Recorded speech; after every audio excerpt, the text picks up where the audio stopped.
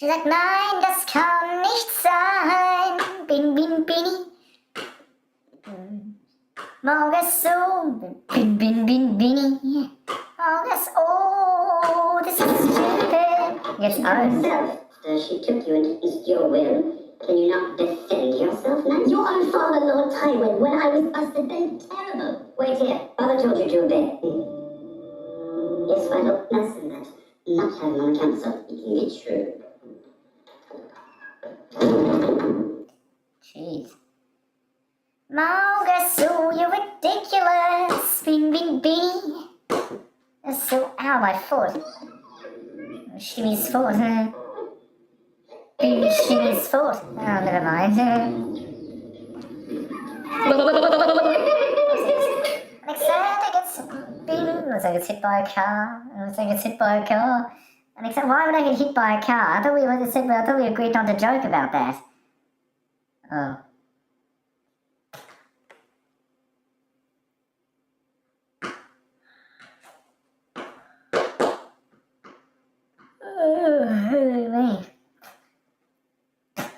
Morgasu, you're stupid. Bini.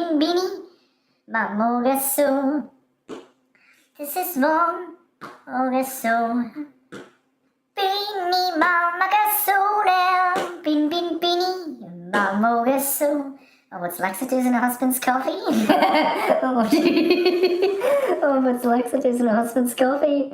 Oh, man. That wouldn't be a very nice thing to do. I don't need to be sitting on the toilet for hours. Morgasu, what are you doing?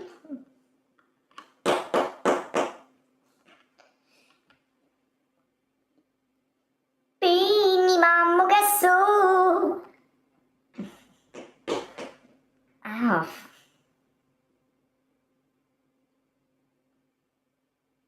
I just woke up and I'm walking out here, and I heard the girls out here earlier this morning. You guys This are way. ready to sound exactly like this. They have been wanting pancakes all morning, and gosh dang, I'm gonna give them some pancakes. Just the way of me. Single fight on accident. Or you're right to get breakfast. Two other things. Yeah, go.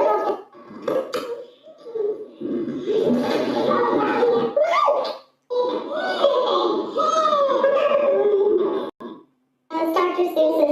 They kind of, guess what we watched? Twice. Busting. Yeah. Yeah. He just walked away and stopped his thought. That was weird. Hey, I need a hug.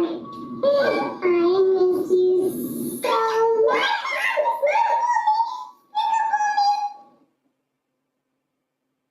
And we told the kids, we're like, do you guys stay outside? That's funny. About the young men in our ward. Wait. Oh, fuck. Lisa eats mud pie? Oh, come on. Yeah. Chad, are you being good dad? I'm sorry. You. That's who's holding you? Hey, Chad. Give me the story, Ross.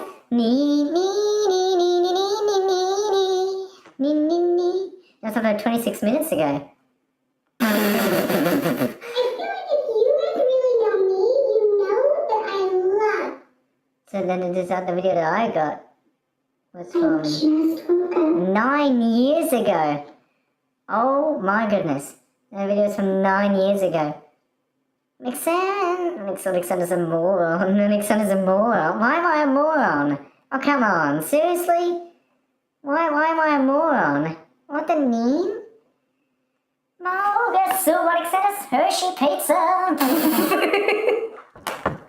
Hershey Pizza. Hi,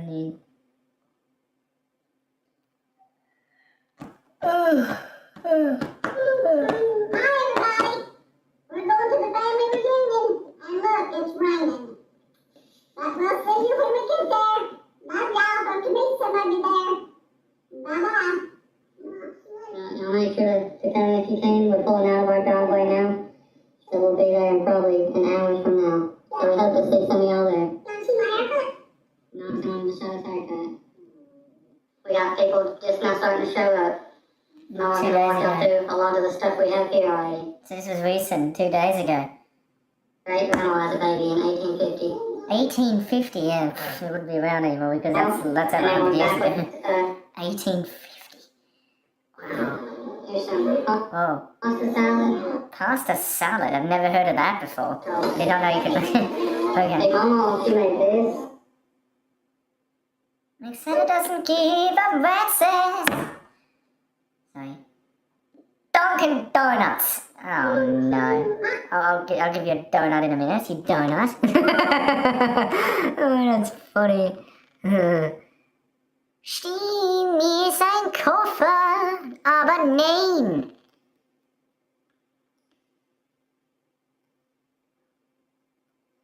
Oh, cheese. Oh, nein. Mal das so. Bin, bin, bin, bin. Oh, that's so. Never mind. He's walking to uncover his grandfather's criminal history. What the? He looks like a tough customer. What do you do?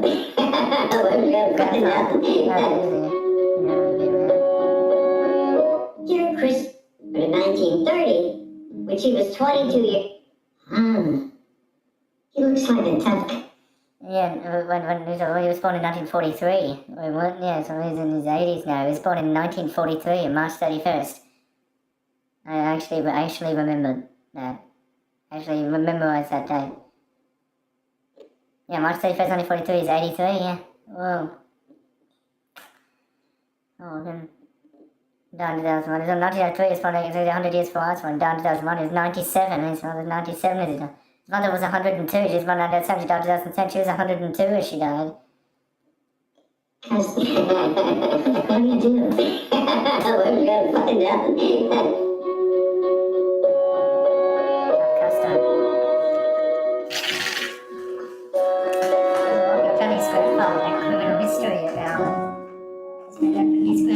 Actor Christopher Walken came to me with fundamental questions about his maternal roots. His mother, Rosalie Russell, was born in Glasgow, Scotland. But in 1930, when she was 22 years old, she boarded a ship for New York, leaving her past behind completely. Growing up, Chris knew Rosalie's mother because she visited her daughter in America, traveling with her second husband, Chris's step-grandfather. But Chris does not even know the name of Rosalie's father, Chris's biological grandfather. The man I called my grandfather was a charming guy.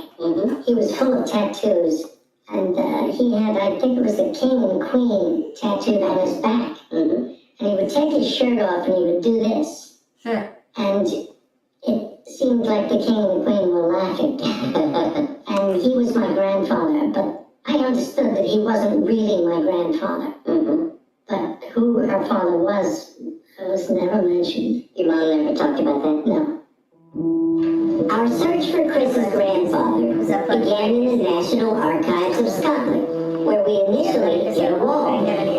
Chris's mother's original birth certificate indicates that she was illegitimate and doesn't name her father. But in 1935, just months before she was to marry in New York, Rosalie requested that a new birth certificate be issued back in Scotland. And this new certificate contained the name we were looking for. Name, surname, and rank or profession of father Joseph Egan, leather merchant. I had never heard of Joseph Egan before today. And my mother never used that name. Never heard it. She was always Russell. She had a re-registration in 1935 to add this name. So it must have been important to her. It must have been very important. It's interesting that she never... It was only Russell, yeah. ...shared that with anybody. Why do you think your mother never told you her own father's name? I don't know. Well, I have an idea. Will you please turn the page? Chris, that is Joseph Egan. That's his mugshot. He looks like a tough customer.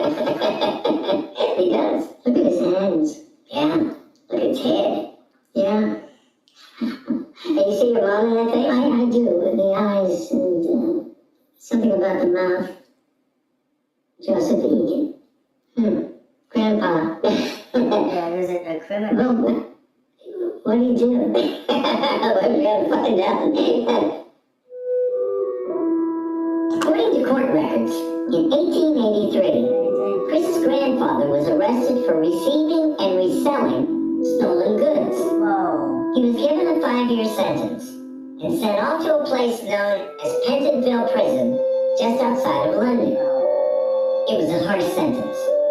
Pentonville had been designed to reform inmates through a set of policies that we now call solitary confinement.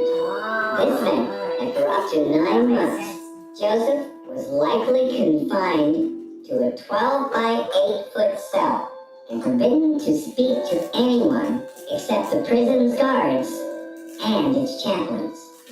Ultimately, he was transferred to another prison in Dorset, England, where he served out his sentence performing manual labor. After his release, Joseph struggled financially for the rest of his short life. Well, this is a revelation. I mean, just to know that he's... Like, sure, yes. Well, existed is fascinating. You never know what you're going to find on family tree. Yeah, and maybe, she didn't want to discuss that. Do you think that had anything to do with why she never talked about it? Oh, absolutely. Yeah. Yeah, I know, not only why she never talked about it, but why she got on a boat in her 20s and went to America all by herself. Discovering the stories of our ancestors can be a profoundly transformative experience, changing the way we see ourselves, our families, and our shared history.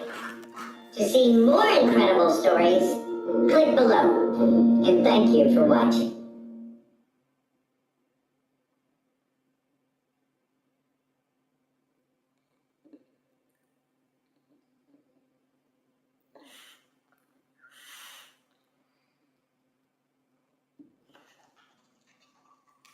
I thought it was cool because that was sealed.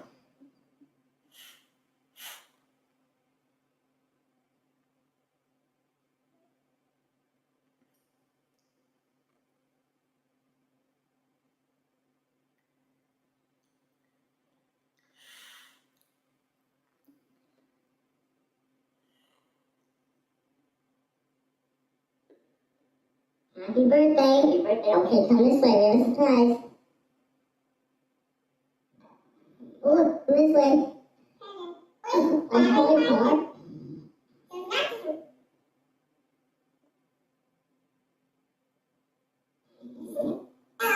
It's big, isn't it? Okay, look at it. Open. It's your brother. Brother. You have a brother. Are you excited? He is, but he's your brother and you can play with him now.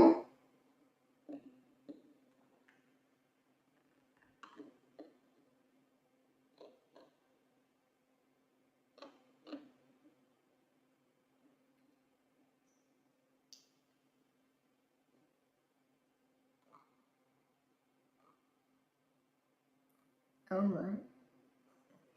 So, yeah, so then this is, apparently Christopher Walken's grandfather was a criminal. He had criminal history, like in the 1880s. Apparently back then, when you were in jail, you weren't allowed to talk to anyone but the prison guards or the...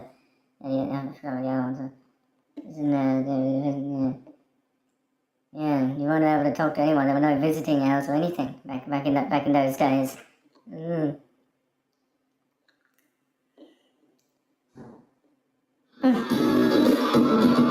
Steve Harvey, yeah. You don't want to guess.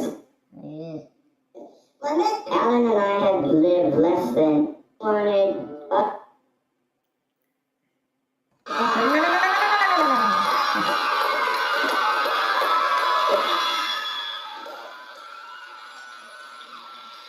Folks, please welcome Walter and Alex.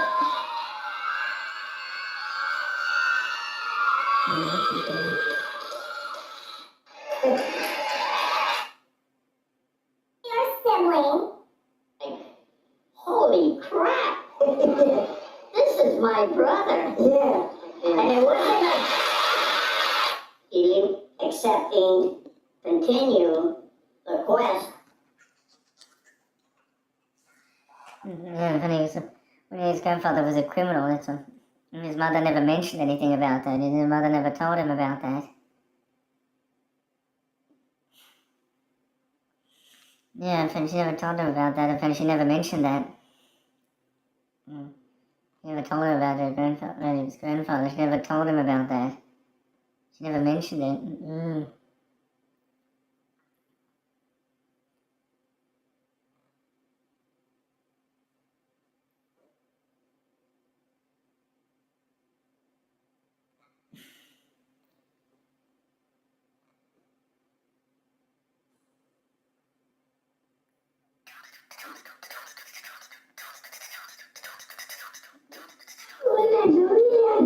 Yeah, because their grandfather.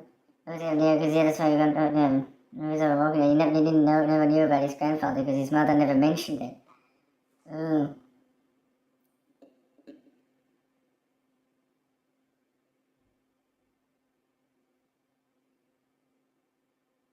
He's a son of him. One of his son that he never even knew he had.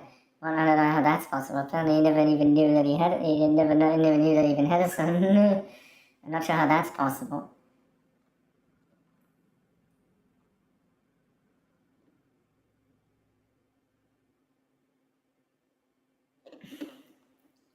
What was that facts channel called? Not Untamed, but then another one where they talked about hipster. Well,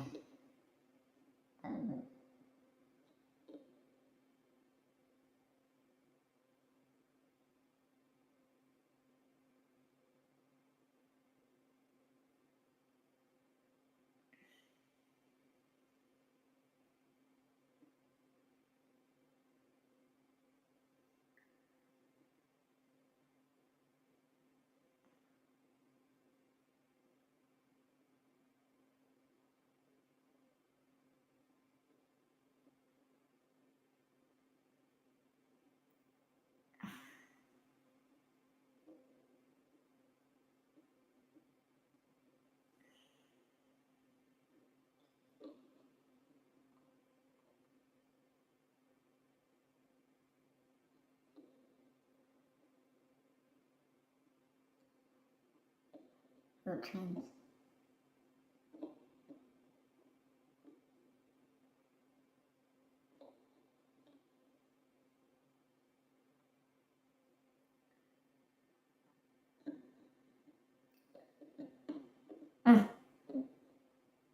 Ah! Ah!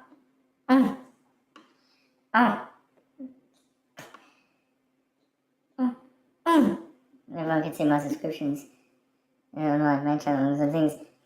I can't see now on my Chrome browser because I've got an extension on it and it's set to hide the subscription list, which is why I can't scroll through it there because I've hidden it via an extension.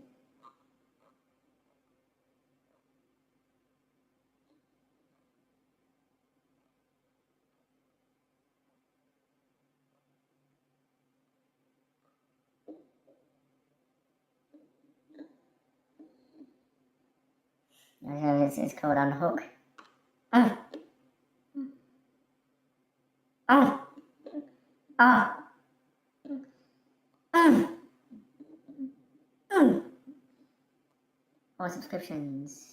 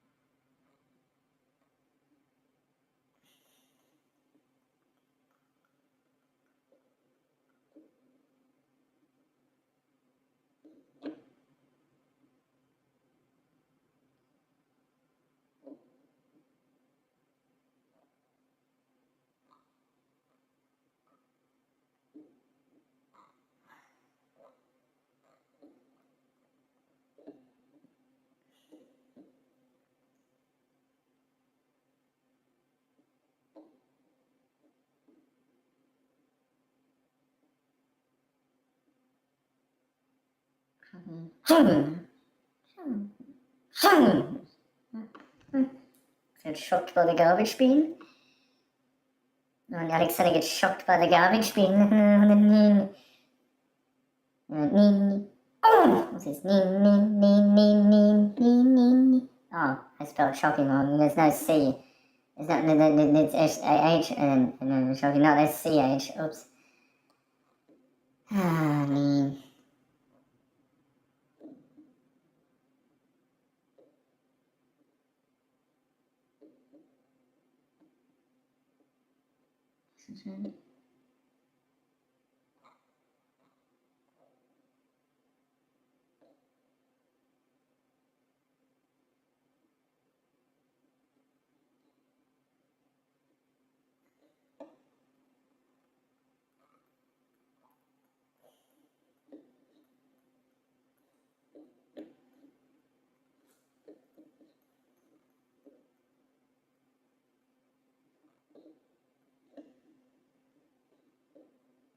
Joey Plush. Oh, yeah. Yeah, Virgin murdered the killer. Yeah, he didn't shot at the killer, but it was all on live TV. They shot the other guy, do said. Yeah, Virgin was born November 10, 1945. He died October 20, 2014. He was 68 as he died.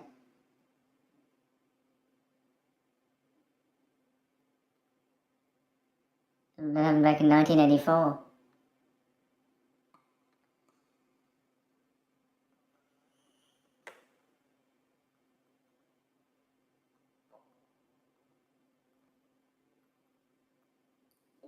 He died of having another stroke. Yeah.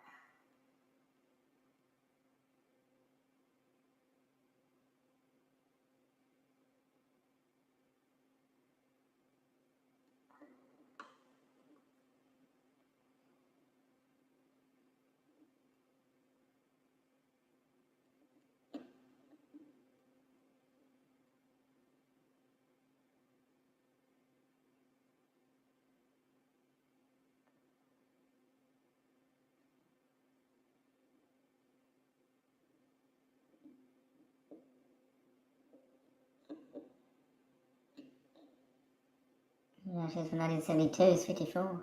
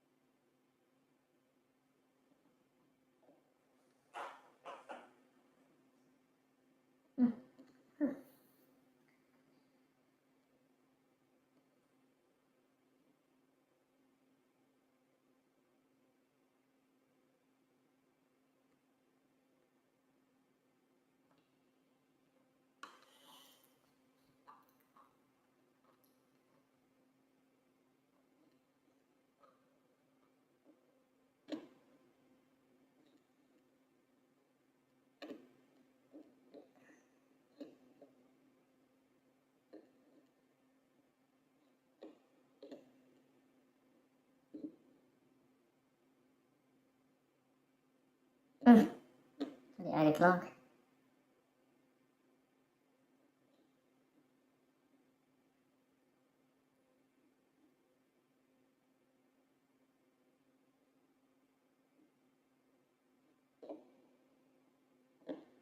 Despite their impressive stature, giraffes possess relatively short bodies supported by long, slender legs, thanks to a specialized bone structure that adeptly bears their massive frame.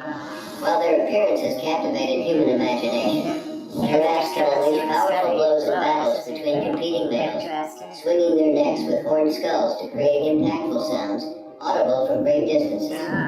However, behind the enchanting facade lies a darker reality, as giraffes, when threatened, can exhibit a dangerous side, as witnessed in these three gripping stories of giraffe attacks. Giraffe kicks a woman to death. What the hell? In October 2022, tragedy struck in the serene landscapes of Kuleni Game Park, South Africa. The Panos family, residing in this picturesque wildlife haven, experienced a heart-wrenching incident that forever altered the course of their lives. The game park, a popular destination for families seeking an immersive nature experience, became the backdrop for an unforeseen and devastating event. Nicole Panos, a 25-year-old mother, her husband Jason, and their two children, Caden, a 4-year-old boy, and Kaya, a 1-year-old toddler, lived on site at the family business. In this luxury game park, families worldwide enjoy stays in lodges surrounded by the wonders of nature.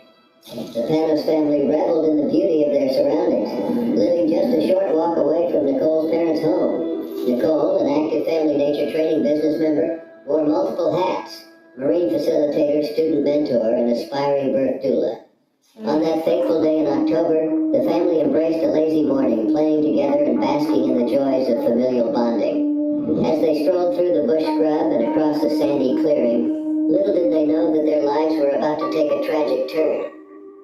In the distance, Nicole spotted a male and a female giraffe. The female, known to have recently given birth, captured Nicole's attention.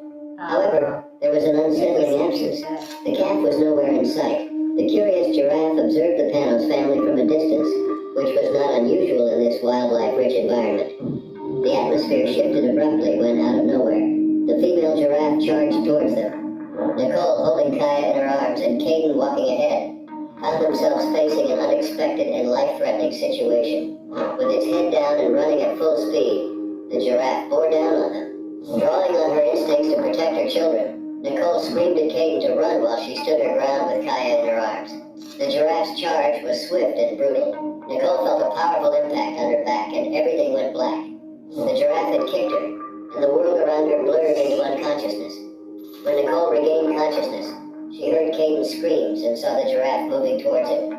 In a desperate attempt to shield Kaya, Nicole fought to keep her body on top of her daughter. The giraffe, momentarily diverted, turned back towards Caden, who had curled up in the sand to protect himself.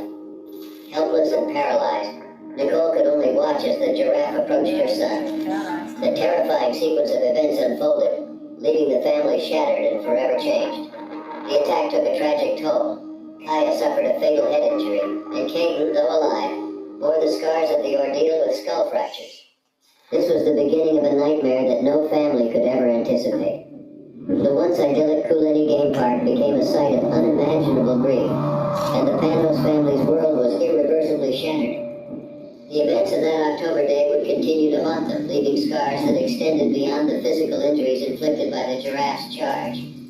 Amidst the chaos and tragedy, the giraffe continued its charge, moving back towards Nicole, who was still paralyzed and incapacitated.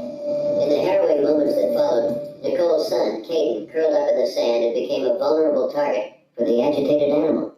The giraffe's towering figure loomed over the defenseless Caden, who in a survival instinct had sought refuge in a protective fetal position. The massive creature, driven by instincts or a perceived threat to its calf, posed a dire threat to the 4-year-old boy. Nicole, with her immobilized body, could do nothing but witness the unfolding nightmare. In a miraculous turn, Nicole's brother, alerted by her desperate screams for help, rushed to the scene. He fired a gun into the sand to scare off the giraffe and protect Caden. The loud gunshot was a deterrent, causing the giraffe to retreat momentarily. During this critical moment, paramedics and family members rushed to the injured children for urgent medical care. Caden, while injured with skull fractures, was alive. Nicole, however, with spinal injuries and multiple fractured ribs, faced an agonizing wait for medical assistance. The severity of her condition required a helicopter airlift to the hospital, a process that took 4 long hours. As the medical response unfolded, Caden was taken to the hospital with same time, Nicole's father rushed to meet Kaya and her aunt at the local doctor. Tragically, Kaya, despite the efforts to save her, took her last breath in her grandfather's arms. The devastating news of Kaya's passing was a profound blow to the family, compounding the physical and emotional wounds inflicted by the giraffe's attack. Nicole, in her paralyzed state, grappled with the weight of the tragedy. Her love for her children and the agony of losing Kaya intertwined with the physical pain she endured. The family, already shattered by grief, faced the challenge of breaking the soul-destroying news to Nicole, who, despite her injuries, longed for updates on her children's well-being. The aftermath of the attack revealed the extent of the injuries suffered by the Panos family. Nicole spent 23 days in the hospital, including 16 days in intensive care, with the daunting prospect of months of rehabilitation ahead. In addition to her paralysis, she grappled with multiple fractured ribs and internal organ damage. The toll on Caden was not just physical, but also emotional. The close bond between the siblings had been abruptly severed, leaving Caden to cope with the trauma of losing his sister and enduring his injuries. The family's attempt to rebuild their lives took on a new meaning as they navigated the complex terrain of grief, recovery, and an uncertain future. As the Panos family faced the aftermath of the giraffe attack, the once lively Kulini Game Park echoed with the sad echoes of tragedy. The memory of Kaya, the bright and joyful soul, lingered as a poignant reminder of a life cut short by a wildlife encounter gone wrong. The family, bound by love and sorrow, embarked on a journey of healing, determined to honor Kaya's memory and find solace amid the profound loss. The Panos family, determined to transform their grief into a lasting tribute, renamed the Kulini Game Park Forest Kaya's Forest. This decision reflected their desire for a living memorial, a vibrant testament to the spirit and joy Kaya brought into the world. In the face of tragedy, the family sought a way to remember Kaya as she was in life, steering away from traditional tombstones to celebrate her in the loving embrace of nature. Despite her physical and emotional challenges, Nicole found solace in her daughter's memories. Kaya, though on Earth for a mere 15 months, radiated happiness and warmth, leaving an indelible mark on those around her. The family, sharing stories of dance parties in the kitchen and Kaya's delight in feeding the guinea fowl she affectionately called Cluck Clucks, found comfort in these cherished recollections. The profound loss of Kaya cast a shadow over the Panos family's envisioned period of joy and family togetherness. Jason, Nicole's husband, had been working in the USA during the incident. Their hope for 6 months abroad, seeking financial stability and more family time, took a tragic turn. Navigating the challenges of rehabilitation, Nicole reflected on the privilege of being Kaya's mother and the profound impact the little one had during her brief time on Earth. Nicole acknowledged the difficulty of finding peace with what transpired, emphasizing that, while understanding exists, making peace with the tragedy might remain an ongoing struggle. Reflecting on the tragic incident, Nicole Panos deeply understood the giraffe's instinct to protect its calf. She emphasized that despite her family posing no threat to the gentle giants, the unpredictability of the animal kingdom meant that a mother's protective instinct could be swiftly triggered, leading to unforeseen consequences. Meanwhile, Caden, having endured the trauma of the incident, requires ongoing monitoring due to the fractures in his skull. The family, grappling with the physical and emotional toll of the tragedy, faces urgent financial needs to cover the extensive medical expenses incurred during Nicole and Caden's treatment and recovery. In response to the pressing financial challenges, a GoFundMe page was established to support the Panos family's recovery journey. The page, seeking assistance for Nicole's rehabilitation and Caden's medical care, quickly garnered widespread support. The outpouring of generosity from friends, well-wishers, and strangers alike saw the funds surpass $33,500, marking a significant stride towards their $120,000 goal. The funds raised stand as a testament to the compassion and solidarity of the community, offering a glimmer of hope amid the family's challenging circumstances. The Panos family, buoyed by the support received, remains grateful for every contribution, recognizing the significance of collective empathy in navigating their path to healing. The funds, vital for covering ongoing medical expenses and facilitating recovery, serve as a lifeline for Nicole and Caden during this trying period. As the GoFundMe campaign continues to resonate with compassionate individuals eager to make a positive impact, It embodies the power of community solidarity in the face of adversity. As the Panos family forged on their healing path, they clung to the memories of Kaya's sunshine-like presence and the love she brought into their lives.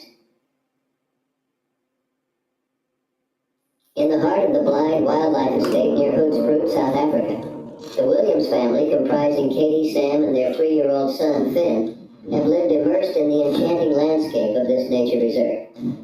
As dedicated scientists with post-PhD expertise in animal-related fields, Katie and Sam actively contributed to the conservation efforts of the estate, delving into the intricate dynamics of its diverse wildlife. The estate, renowned for its serene ambience and varied fauna, served as a home and a workplace for the Williams family.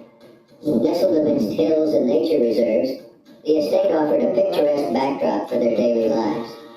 Katie, a scientist with a passion for understanding animal behavior, and Sam, equally immersed in the world of wildlife, found solace in their connection with nature. The incident occurred on a typical Monday at 6 p.m. as the family awaited Sam's return from his evening trail run in the hills surrounding the reserve. Unbeknownst to them, the encounter with a giraffe would soon disrupt the tranquility of their routine. The giraffe, accompanied by a 2-month-old calf, unexpectedly exhibited aggression, leading to events that would later stir emotions and garner support from their community.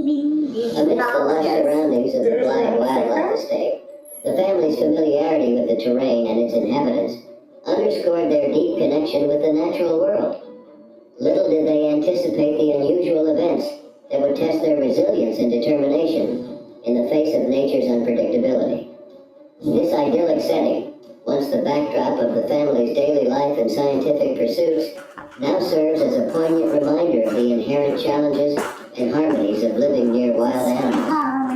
On that fateful Monday evening, the Williams family's routine took an unexpected turn as the sun dipped below the horizon. The tranquil setting, which had witnessed countless moments of harmony between humans and wildlife, suddenly became the stage for a harrowing encounter. Having spent a leisurely afternoon near their home, Katie, Sam, and Finn awaited Sam's return from his trail run. Little did they know that the giraffe, accompanied by its 2-month-old calf, felt threatened and agitated. The vast expanse of the estate, usually a haven for residents, and the diverse wildlife it harbored turned into an arena of unpredictability. In the face of imminent danger, the giraffe, driven by its instinct to protect its young, launched a vicious attack on Katie and Finn. The serene ambience was shattered by the sudden eruption of chaos, leaving the family grappling with the unforeseen aggression of an animal they had coexisted with for so long. The giraffe's long neck, usually an emblem of grace, became a formidable weapon as it directed its force toward Katie and Finn. Returning from his trail run, Sam was thrust into a life-altering moment of intervention. With swift and courageous action, he confronted the charging giraffe, risking his safety to protect his wife and son. The specifics of the attack unfolded rapidly, each moment laden with tension and fear. The giraffe's powerful movements, driven by a perceived threat to its calf, resulted in injuries that would later necessitate extensive medical attention. In the wake of the startling giraffe attack, the Williams family found themselves thrust into a reality marked by pain, recovery, and an outpouring of support from their community. The incident, labeled by Sam as an unfortunate act of nature, echoed far beyond the tranquil bounds of the Blind Wildlife Estate. Katie and Finn, both subjected to the giraffe's formidable force, underwent surgeries that aimed to mend the physical toll of the encounter. The marathon of medical interventions addressed injuries to Katie's shoulder, ribs, and facial wounds. At the same time, Finn, brave at just 3 years old, faced surgery on his hand and a series of CT scans and X-rays to assess the extent of his injuries. The critical but stable condition of both mother and son painted a picture of resilience amidst adversity. The medical teams, working tirelessly to provide the best care, witnessed progress in the early stages of their recovery. The Williams family, enveloped in a web of uncertainty, faced the days ahead with a spirit that transcended the boundaries of trauma. The Blind Wildlife Estate, a community intimately connected with the rhythms of nature, rallied around the Williams family. The estate manager, Rian Cilliers, expressed shock at the tragic incident and extended assurances that the family remained in their thoughts and prayers. The intricate dance between humans and wildlife, a defining aspect of life on the estate, bore witness to a moment where the delicate balance was momentarily disrupted. As news of the incident reverberated, the broader conversation around human-wildlife interactions gained prominence. The giraffe, renowned for its grace and towering presence, unwittingly symbolized the complexities inherent in sharing spaces with wild animals. The notion that nature in all its splendor could harbor unexpected threats left an indelible mark on the collective consciousness. Amidst the challenges, the Williams family appealed for privacy, urging the public and media to respect their arduous journey. Family photographs, poignant reminders of happier times, offered glimpses into a life altered by an encounter that defied expectations. The legal aspect of the aftermath fell under the purview of Marina Botha from Botha and Lovegrove attorneys in Hoodsprue. As the family grappled with the physical and emotional toll of the giraffe attack, the legal framework surrounding such incidents added another layer of complexity to their journey toward recovery. Amid the uncertainty, the Williams family, with Katie's scientific expertise and Sam's resilient spirit, embarked on a path marked by healing and gradual restoration. Intertwined with the intricate dance between humanity and the wild, their story echoed the profound interconnectedness that defines life on the Blythe Wildlife Estate. Amidst the aftermath of the tragic giraffe attack that befell Katie and Finn Williams on the Blythe Wildlife Estate near Hoodsprue, a poignant chapter unfolded with the passing of the 2-month-old giraffe. The creature, the offspring of the giraffe involved in the attack, succumbed nearly 2 weeks after the incident, casting a shadow of sorrow over the already distressing situation. In a statement released, the Blythe Estate confirmed the successful relocation of the mother giraffe to a new location. However, the younger giraffe did not survive the transfer, marking an unforeseen turn in the unfolding narrative. The estate manager, Rion Silliers, emphasized that all necessary precautions and legal requirements were meticulously adhered to during the relocation process. The estate staff and Silliers expressed collective devastation at the news of the younger giraffe's demise. Meanwhile, Katie and Finn Williams continued their recovery in a Johannesburg hospital. The latest update from the Blythe Estate, dated September 14, 2018, revealed encouraging progress in Katie's condition, with daily improvements noted. Despite the challenges, Katie communicated through writing sentences on paper. Though still under sedation, Finn exhibited signs of slow awakening as medication levels decreased. The complexity of the giraffe attack remained a focal point, with Silliers offering insights into the likely trigger. He suggested that the giraffe, accompanied by a 2-month-old calf, may have perceived Katie and Finn as threatening her offspring, leading to the unprecedented attack. Notably, the estate lacked other potentially dangerous animals in the immediate vicinity. The Williams couple, scientists with post-PhD experience in animal-related fields, navigated the aftermath with resilience. The unpredictable nature of wild animal behavior, emphasized by the family and Silliers, underscored the challenges inherent in coexisting with nature. As the recovery journey unfolded, friends of the Williams family initiated a fundraiser to assist with mounting recovery costs. Dr. Kocheka Mufundisi, the neurosurgeon overseeing the treatment of both mother and son, provided insights into Finn's future surgeries, emphasizing their cosmetic nature to address the aftermath of the attack. Despite a brain injury, Mufundisi expressed optimism about the absence of long-term effects. Jack Standish, Katie's father, praised the medical team's efforts and expressed gratitude for the global support from well-wishers. He highlighted the vigilance of Katie and Finn's bedsides during their sedation, underscoring the family's united front in facing the challenges posed by the giraffe attack.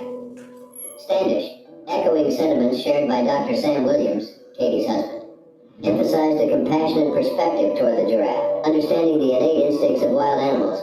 The family expressed reluctance toward any harm befalling the creature. The attack, seen through the lens of a protective mother reacting to perceived threats, added layers of complexity to the narrative. In the face of mounting expenses, Standish urged those willing to contribute to direct their support to the family's GoFundMe campaign, emphasizing the collective strength derived from prayers and messages of support from around the world. In the heart of Limpopo, on a tranquil game farm near Musina, a serene weekend took a tragic turn for the Visser Engelbrecht family. The vast expanse of the Mopan district, known for its sprawling landscapes and wildlife, provided the backdrop for an unimaginable incident that unfolded on Saturday, May 8, 2010. In the vast expanse of the Limpopo province, north of Zimbabwe, lies a landscape painted with grass-covered savannas adorned by scattered acacia trees atop rolling hills. Here, a diverse cast of wildlife engages in the delicate dance of predator and prey, where danger lurks in the fierce lions, cunning hyenas, and massive short-tempered elephants and rhinos. Amidst this untamed canvas, the giraffe, typically deemed comical and mild-mannered, stands as an iconic African presence. On this particular day, the Engelbrecht family embarked on a visit to a game farm, a celebration for Elsie's 50th birthday and the first wedding anniversary of Marique and Juan.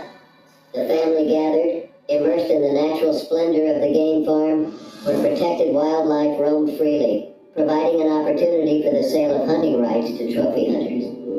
While controversial, this practice served as a significant economic pillar for the local community, aiding in maintaining ecological balance. Marika Engelbrecht, a 25-year-old woman of striking beauty, cherished her two German short-haired pointers, Tasco and Joshua. Excitedly, she invited her canine companions for a walk, and their enthusiastic tail wags signaled their approval.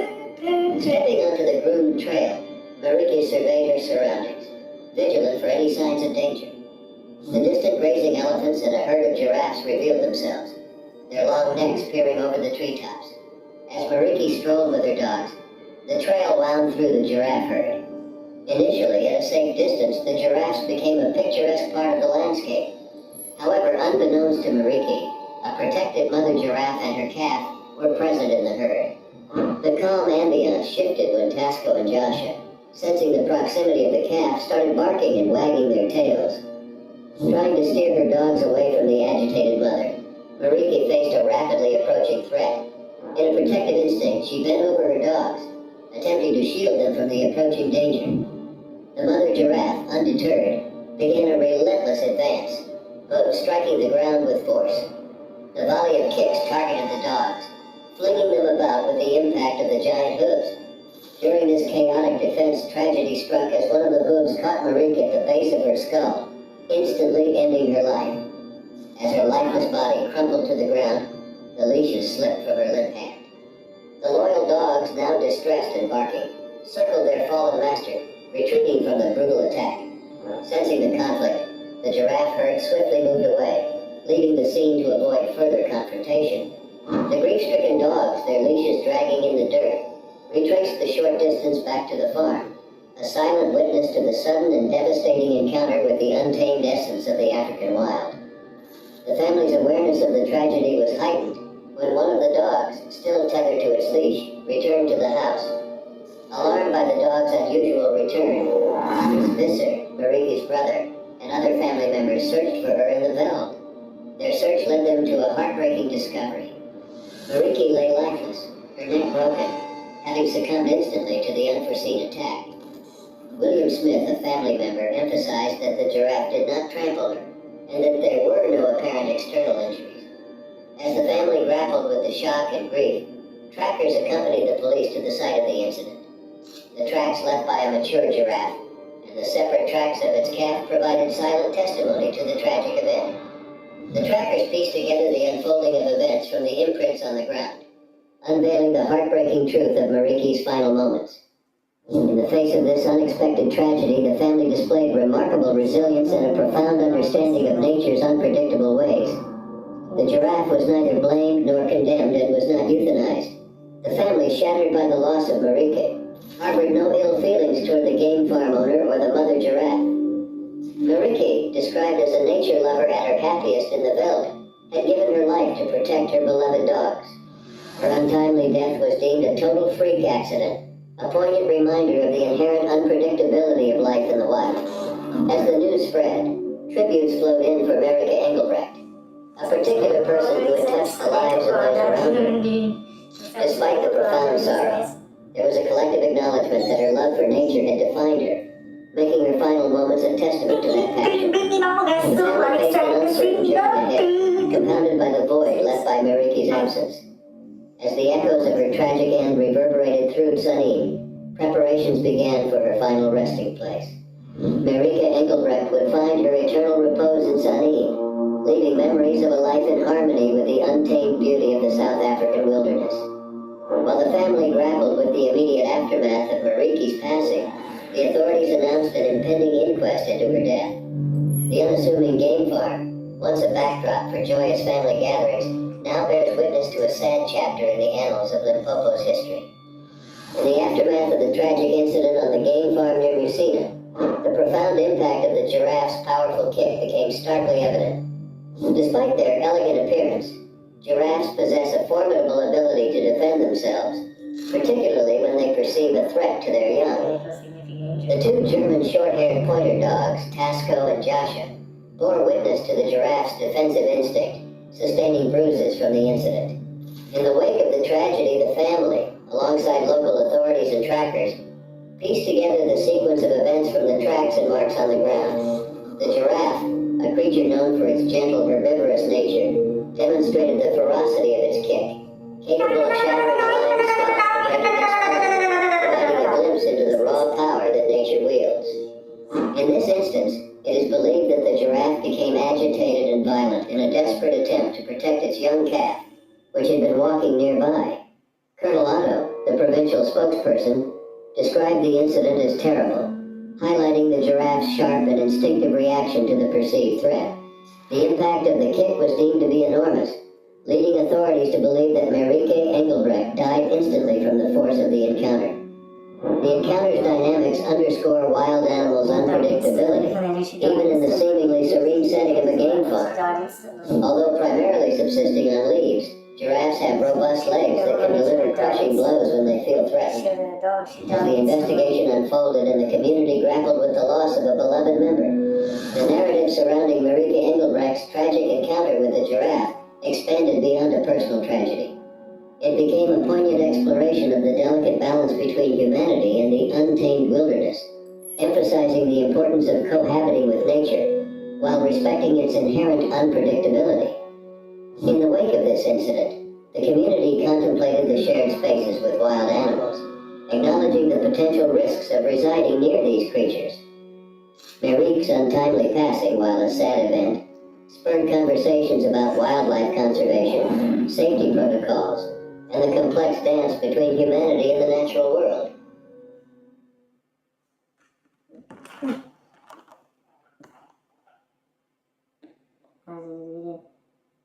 The last kick, she was kicked, she died instantly, she didn't survive that.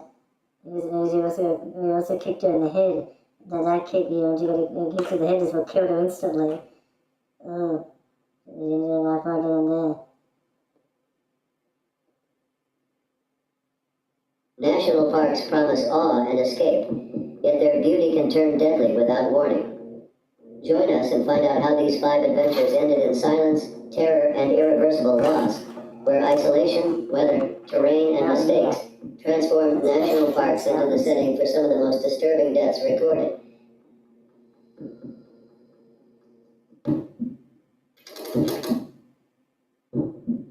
At 31 years old, Matthew Dunmeyer had moved to Ohio to make a fresh start, keeping close ties to his children and holding on to long-term plans that seemed, on the surface, entirely ordinary. In early March 2021, nothing about his routine suggested that a meeting he anticipated would place him in irreversible danger. Matthew grew up in Virginia and later relocated to the Cleveland area, where he worked at a screen printing shop and spent time playing guitar. Co-workers later described him as focused on self-improvement, including efforts to reduce his drinking. He was a father of 2, and although his children lived back in Virginia, they remained an important part of his life. Chelsea Perkins, also originally from Virginia, was 35 at the time. She was a U.S. Coast Guard veteran who later became an online content creator and model. Matthew and Chelsea knew each other from high school, having attended the same school between 2005 and 2009. In 2017, Chelsea reported to Virginia Beach Police that Matthew had assaulted her. Investigators determined there was not enough evidence to file charges, and no case proceeded at that time. The allegation, however, would turn out to be a pivotal part of Chelsea and Matthew's story. Years later, the two reconnected and arranged to meet in Ohio. Matthew told co-workers that he was planning to meet a woman he had met online who was visiting the area. He appeared to believe the meeting was casual. Chelsea traveled more than 300 miles from Alexandria, Virginia to Ohio in her husband's white smart car.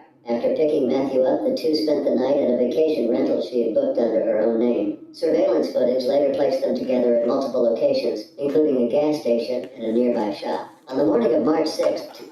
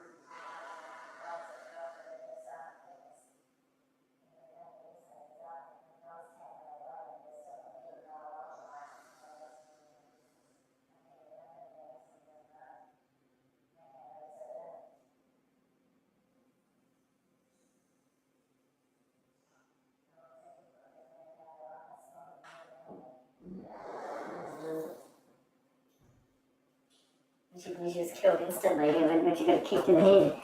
That's what the kick to the head is what killed her instantly.